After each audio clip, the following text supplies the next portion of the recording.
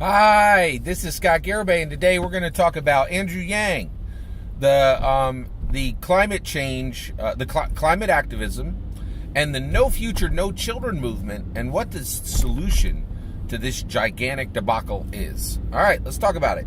All right, so first and foremost, I'm going to use a mnemonic to remember all my points. Scion, Sally, solution. Let's get into it. All right. So there was recently there's always some kind of climate event day, like climate activism day. I forget which one this one was. It seems like they're like Earth Day, Climate Activism Day. Just do one every day, right? Like, so there was some kind of climate change event, right? And so we had that, and a bunch of American teens jumped on board a new climate activism movement, which is No Future, No Children, right? And actually, it was a lot of American college-age kids, right? So a lot of American college-age kids, right? So these American college-age kids jumped on board this movement, and they pledged. They said, "There's no future because we're all going to be choking in smog, and the polar bears are going to attack us because all the ice melted, and all the polar bears are in America now, right?"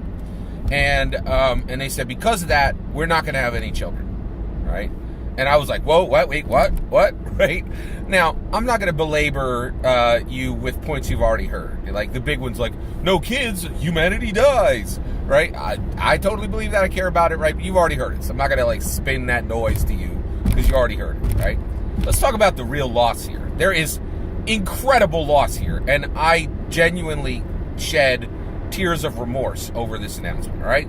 So you got American college-age kids, right? Now, I'll tell you right now, this makes me sad because of the person I am today. And the person I am today is because I am a father, okay?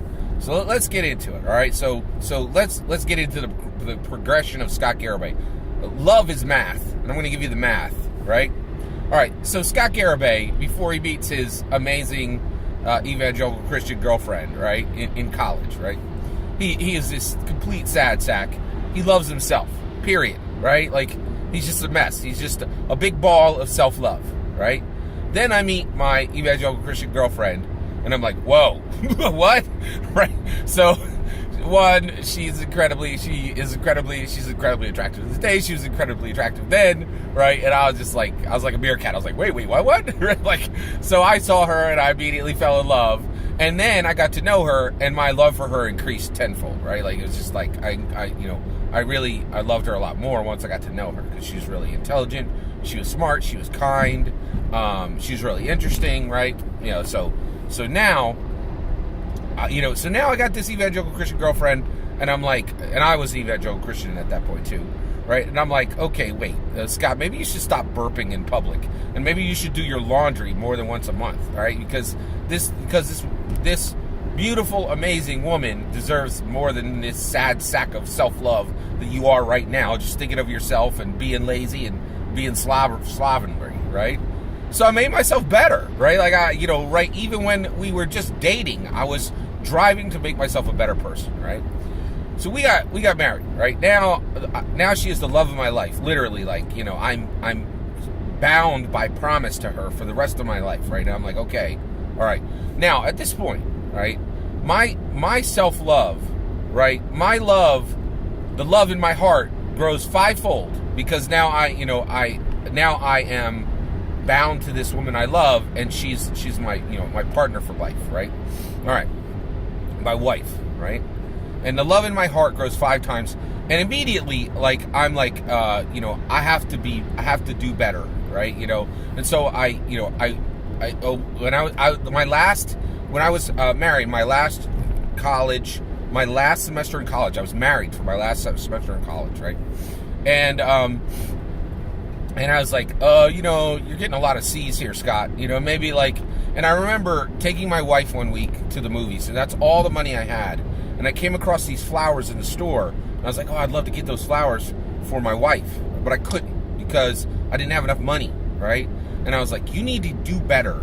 Don't get C's, get A's so you can get a good job and get the flowers in addition to the movie, right? And so I was like, okay, I got this, right? And I got better, and I drove harder, and I worked harder, and I was more respectful to my boss, and I was more respectful to my coworkers. I got better, right? Because of my love for this incredible woman drove me to be a better person, right? So Scott 1.0 with no one is just a sad, sack of self-love. Now with my wife, I have 5 times the love in my heart, and that's driving me to be a better person, right? Then the two of us, we had a child, right? Now, people have children differently now. You can have a child or you can acquire a child. You love one another. You're like, okay, yeah, let's have a child, right? Or let's acquire a child. Let's be parents, right? So we had a child together, right? And basically at that point, my love for my wife, the love in my heart for my family grows 5-fold on top of that. So now I'm going from sad sack of self-love to 5 times more love to 25 times more love. And the 25 times more love is being spread between my wife and my child, right? And at this point, like the change was, okay, you have these hobbies, right? You're playing a ton of Tony Hawk Pro Skater, right? And then you also play Dungeons and Dragons, right? You got to kill one of these, right? Well, when you play Dungeons and Dragons, you read 300-page rule books for fun, and you treat your friends better because you want them to be at the table for the campaign, and you fill notebooks with calculations and plans and drawings, right? And then the other one, you twiddle your thumbs. It's pretty no-brainer which one of these hobbies you should have to be a better person, right? And Dungeons and Dragons, it multiplied me. It made me better. It gave me a better, stronger vocabulary. It gave me a sharper mind. It gave me better social skills, right? Tony Hawk Pro Skater did nothing, right? And that came from my love for my family, for my child, for my wife, right? So I look back at that shriveled, ugly husk of self-love that I was before I met the person I was going to be with for the rest of my life, and before the two of us decided, let's let our love blossom into another human being, right?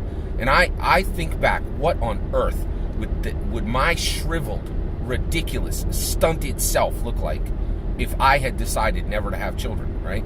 And I weep for every single one of these poor American college students. Not every single one. Some of them, right, they weren't going to have kids anyway. Now, they're fine, right? Because, and that's okay for everybody, right? Because there are some people who are like, I don't want kids. I don't like kids, right? If you don't like kids, you should definitely not be a parent, right? I get that. And those people shape their lives so that they can be beneficial to themselves and maybe beneficial to one other person, right? And then they don't multiply their non-love that they already have in their heart, right? That's okay. I totally get, there's a path for people who decide not to have kids. But there are people making this pledge who is like, oh, I want a partner for life and I want to have children. And they're like, no, I'm not going to do it, right? Well, first of all, American college students, I hear you, right? I am incredibly impressed by your pledge, right? And I understand how important you're taking this. I get it, right?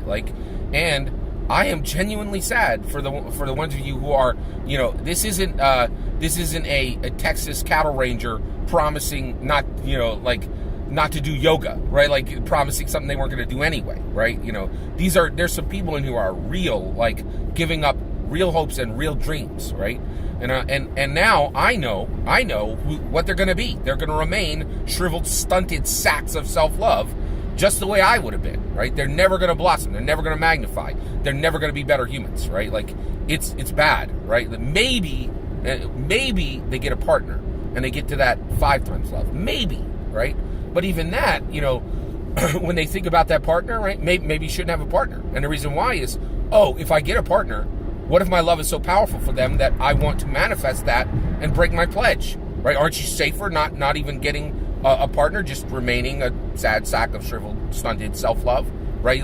This pledge is very real. The stakes on the ground on this are huge, right? And I hear you. I hear every single one of you American college students who are saying, hey, we're serious about this this climate activism thing. I hear you, and I mourn for the future selves that you could have been that you have now promised never to be, right? All right. By the way, they're saying they will have kids if the governments of the world take this serious and fix the problem, right? Yeah, good luck with that. All right, but actually, I do have a solution. We're going to talk about that. Let's talk about the solution. Now we're going to talk about Rachel and Sally. Rachel and Sally are constructs. They're not real people, right? But they represent tens of millions of Americans. Let's talk about Rachel. Rachel lives in Manhattan, okay? And she lives in Manhattan. And and she eats alfalfa flavored hummus, right? And she ambulates, that means walks. She ambulates in her contoured cork sandals, all right, everywhere she goes, right?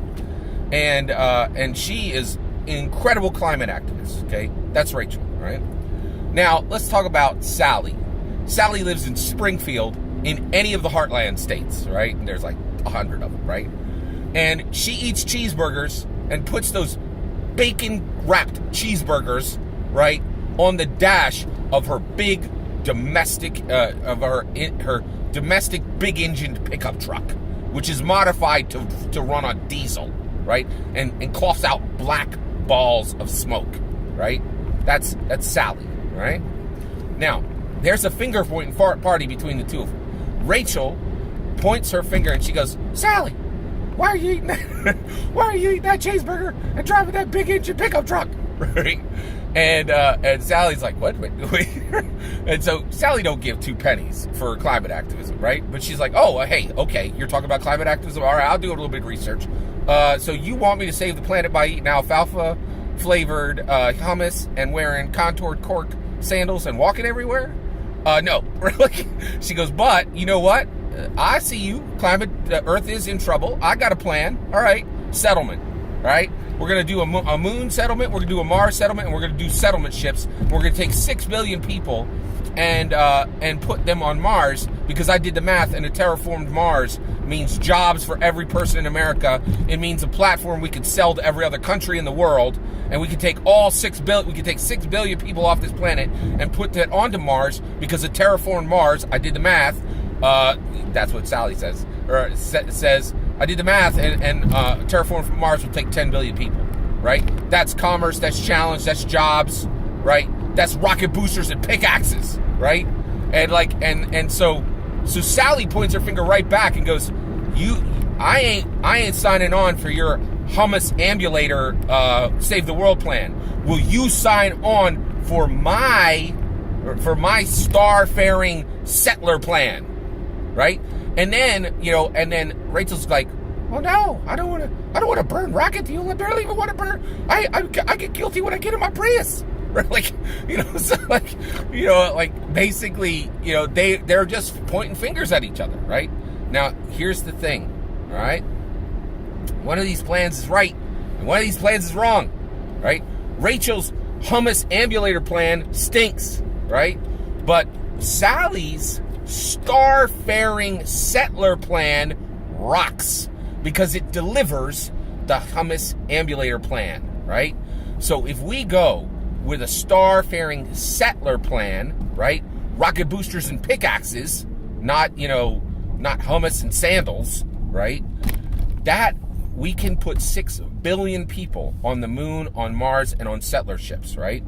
And 50 years after we do that, actually, right away, once we do that, once we get 6 billion people on Mars, Mars will be there'll be diesel trucks on Mars, right? Mars will be the polluted place. But Earth can be a gleaming green paradise, right? Where Rachel can eat her alfalfa-flavored hummus and walk around and pet llamas in her contoured corked sandals, right? And do yoga, right? It could be a green paradise. Everything Rachel wanted can be delivered through star-faring settler solution, right? And then Mars, right? Once we get that thing up and rolling, in 50 years we'll have the tech and the starships and the fusion drives we need to go make Jupiter, to make the moons of Jupiter new half polluted monuments to balled out capitalism, right? The way Sally wants, right? And guess what? Mars will then be a gleaming, beautiful paradise where hummus-eating, contoured, cork-sandaled-wearing hippies can have free love, right? Star-faring settler solutions delivers hummus ambulator solutions, but it doesn't work the other way around.